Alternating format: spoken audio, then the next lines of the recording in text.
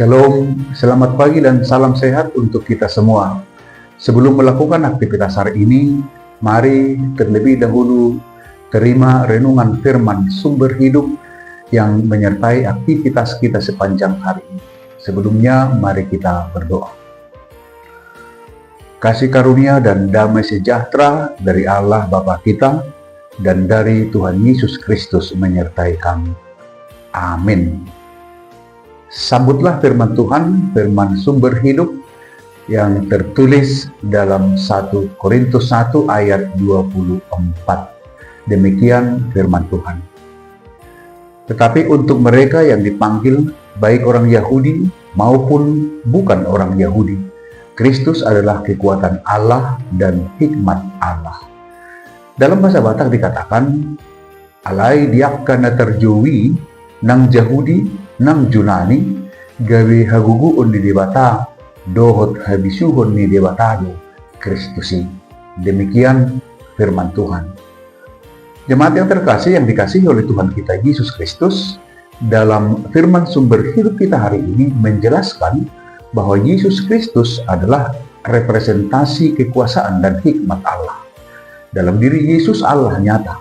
Oleh sebab itu, kita tidak perlu meragukan eksistensi Yesus untuk kita puji dan sembah dalam kehidupan kita. Dalam firman sumber hidup kita hari ini menyatakan bahwa Yesus Kristus adalah pusat dari rencana keselamatan Allah. Satu hal lagi dipertegas dalam firman sumber hidup kita hari ini, bahwa di dalam Yesus Kristus umat manusia telah dipersatukan. Tidak ada lagi tembok pembeda-bedaan.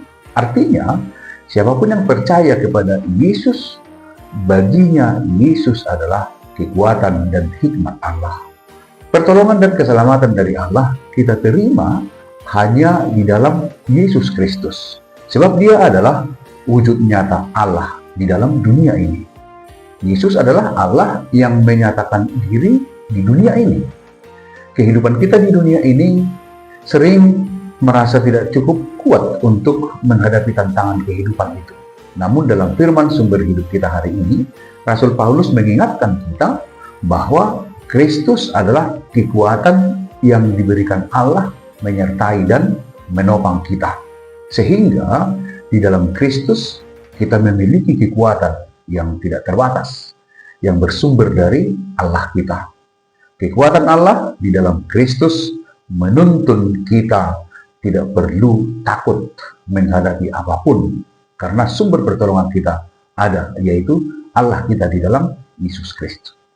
Kita tidak perlu merasa lemah atau tidak mampu, karena Kristus ada di dalam kehidupan kita, yaitu untuk memberikan kekuatan yang dari Allah, sehingga kita dapat menghadapi segala situasi dengan kekuatan dan hikmat yang bersumber dari Allah kita.